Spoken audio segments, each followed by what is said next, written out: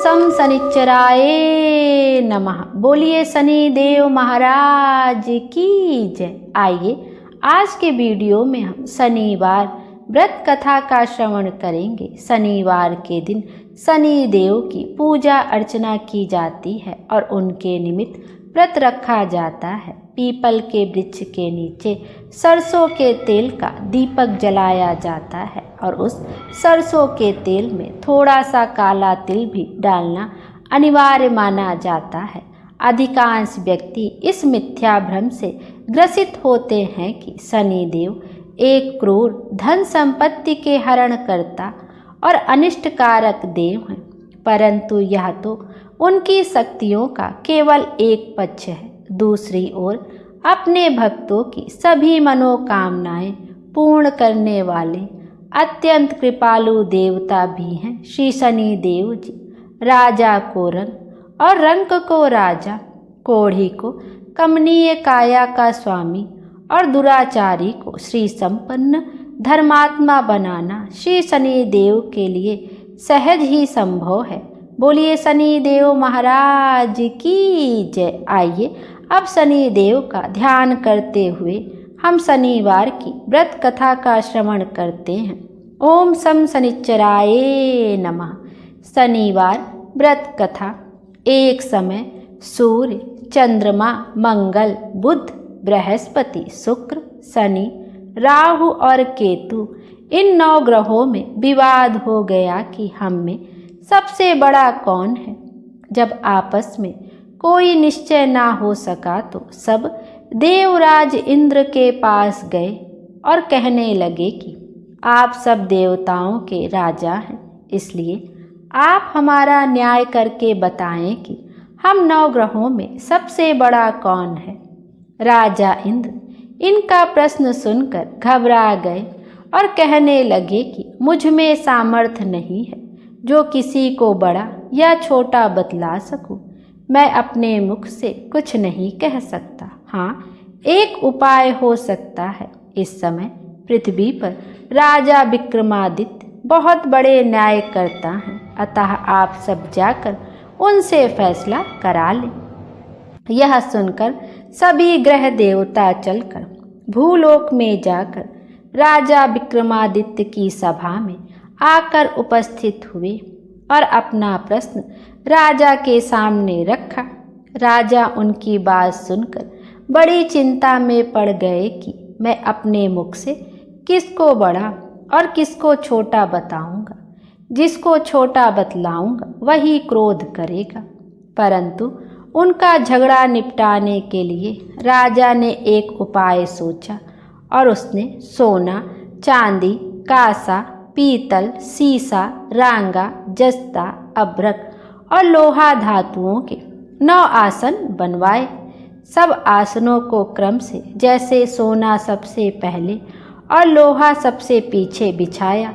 इसके पश्चात राजा ने सब ग्रहों से कहा कि आप सब अपने अपने आसनों पर बैठ जाएं। जिसका आसन सबसे आगे वह सबसे बड़ा और जिसका आसन सबसे पीछे वह सबसे खुद को छोटा जाने, क्योंकि लोहा सबसे पीछे था और वह शनि देव का आसन था। इसलिए शनि देव ने समझ लिया कि राजा ने मुझे सबसे छोटा बना दिया है। इस पर शनि देव को क्रोध आया और उन्होंने कहा कि राजा, तू मेरे पराक्रम को नहीं जानता। सूर्य एक राशि पर 1 महीना, चंद्रमा 2.25 दिन, मंगल 1.5 महीना, बृहस्पति 13 महीने, बुध और शुक्र 1-1 महीने, राहु और केतु दोनों उल्टे चलते हुए केवल 18 महीने रहते हैं। परंतु मैं एक राशि पर 2.5 और 7.5 साल तक रहता हूँ। बड़े बड़े देवताओं को भी मैंने भीषण दुख दिया है। राम जी को 7.5 आई तो उन्हें वनवास हो गया और रावण को 7.5 आई तो राम और लक्ष्मण ने सेना लेकर लंका पर चढ़ाई कर दी, रावण के कुल का सर्वनाश कर दिया। हे राजा, अब तुम सावधान रहना। राजा कहने लगा, जो भाग्य में होगा देखा जाएगा।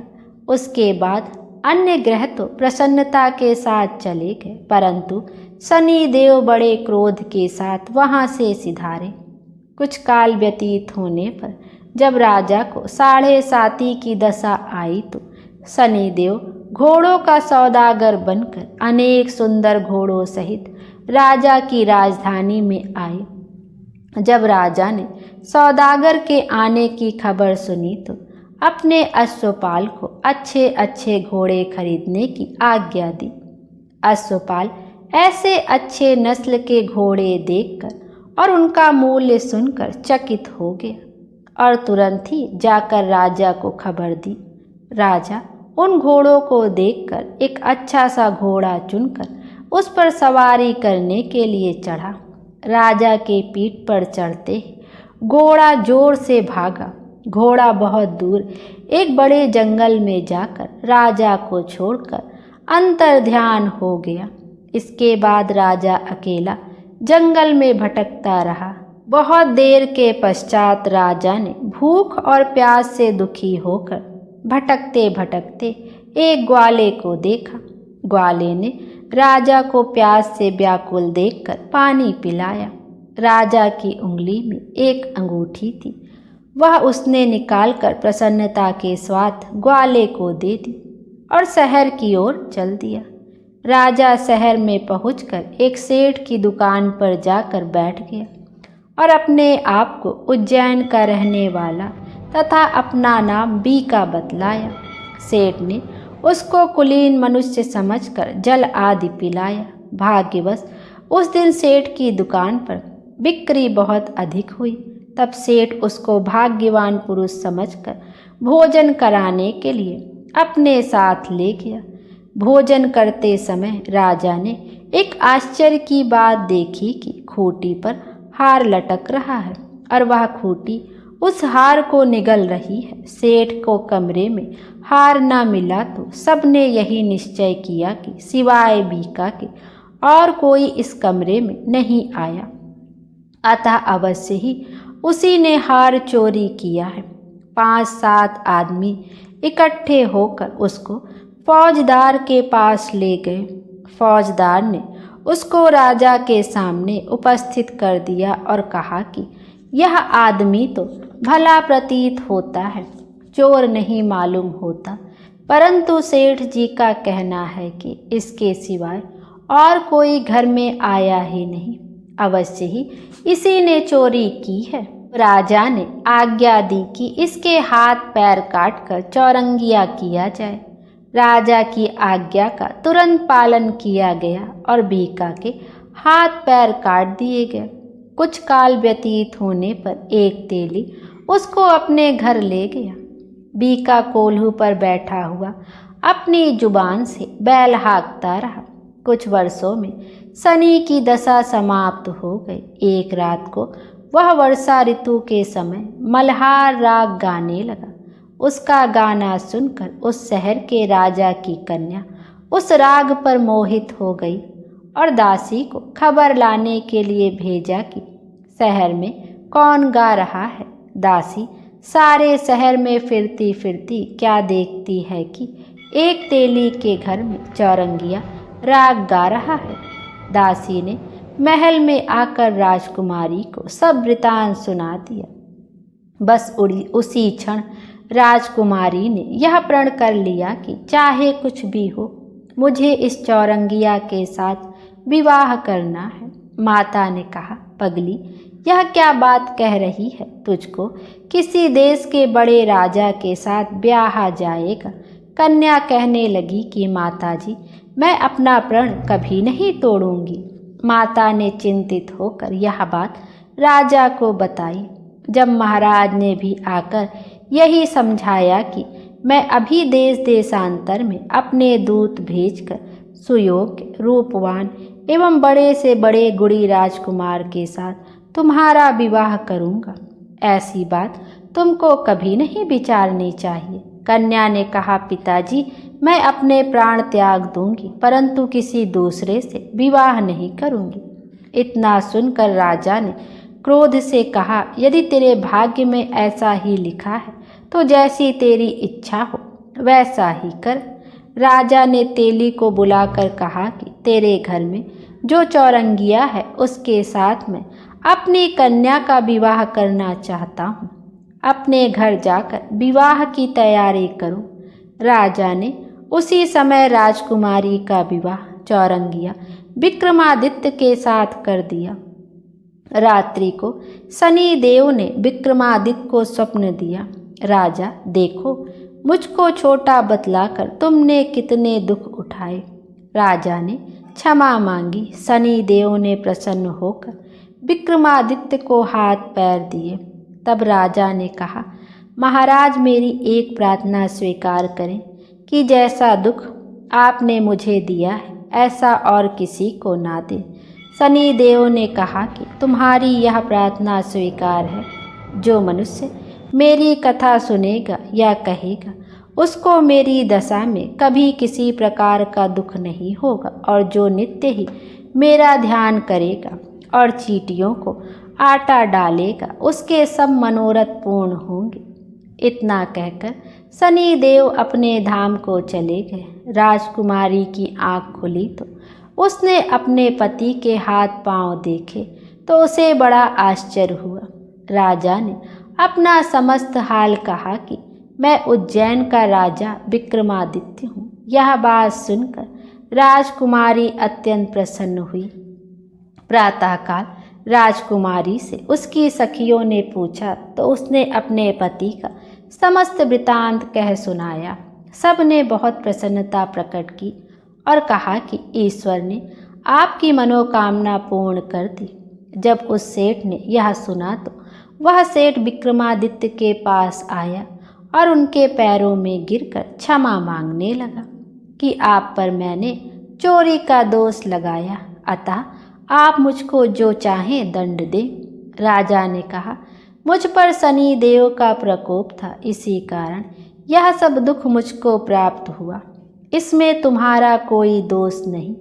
तुम अपने घर जाकर अपना कार्य करो। सेठ बोला कि मुझे तभी शांति होगी जब आप मेरे घर चलकर प्रीतिपूर्वक भोजन करेंगे। राजा ने कहा कि जैसी आपकी मर्जी हो वैसा ही करें। सेठ ने अपने घर जाकर अनेक प्रकार के भोजन बनवाए और राजा विक्रमादित्य को प्रीति भोज दिया। जिस समय वे भोजन कर रहे थे, एक अत्यंत आश्चर्य की बात सबको दिखाई दी। जो खूंटी पहले हार निगल गई थी वह अब हार उगल रही थी। जब भोजन समाप्त हो गया तो सेठ ने हाथ जोड़कर बहुत सी मोहरें राजा को भेंट की और कहा कि मेरे श्री कंवरी नामक एक कन्या है, उसका पाणी ग्रहण आप करें। इसके बाद सेठ ने अपनी कन्या का विवाह राजा के साथ कर दिया और बहुत सा दान दहेज आदि दिया। कुछ दिनों तक वहां निवास करने के पश्चात विक्रमादित्य ने शहर के राजा से कहा कि अब मेरी उज्जैन जाने की इच्छा है। राजा और सेठ से विदा लेकर राजकुमारी मनभावनी सेठ की कन्या श्री कंवरी तथा दोनों जगह के दहेज में प्राप्त अनेक दास दासी और पालकियों सहित विक्रमादित्य उज्जैन की तरफ चले। जब शहर के निकट पहुँचे और पुरवासियों ने राजा के आने का संवाद सुना तो समस्त उज्जैन की प्रजा अगवानी के लिए आई। बड़ी प्रसन्नता से राजा अपने महल में पधारे। सारे शहर में बड़ा भारी महोत्सव मनाया गया और रात्रि को दीपमाला की गई। दूसरे दिन राजा ने शहर में यह सूचना कराई कि शनिचर देवता सब ग्रहों में सर्वोपरि हैं। मैंने इनको छोटा बतलाया, इसी से मुझको यह दुख प्राप्त हुआ। सारे शहर में प्रत्येक शनिवार को शनि देव की पूजा और कथा होने लगी और प्रजा अनेक प्रकार के सुख भोगती रही। जो कोई शनिचर की कथा को पढ़ता अथवा सुनता है, शनि देव की कृपा से उसके सब दुख दूर हो जाते हैं। बोलिए शनि देव महाराज की जय। आइए अब शनि देव की आरती का भी श्रवण करते हैं। जय श्री शनि देवा स्वामी, जय श्री शनि देवा कष्ट नभे नर पाते, जो करते सेवा। ओम जय श्री शनि देवा। सूर्य के वाहन छाया के पूता, तुमसे विमुख जगत नहीं सुख पाता। जय श्री शनि देवा स्वामी, जय श्री शनि देवा। जय दुख भंजन जय जय रविनंदन, सेवा करे जो तुम्हारी जग से तर जाता। जय श्री शनि देवा। रावण दुष्ट महाबल सब जग है त्रासा, पड़ी दृष्टि तुम्हारी हुआ कुल नासा। जय श्री शनि देवा। तेज अपार तुम्हारा अतुलित बलकारी, सब देवन के देव सुनिए विनय हमारी। जय श्री शनि देवा स्वामी, जय श्री शनि देवा। बोलिए शनि देव महाराज की जय।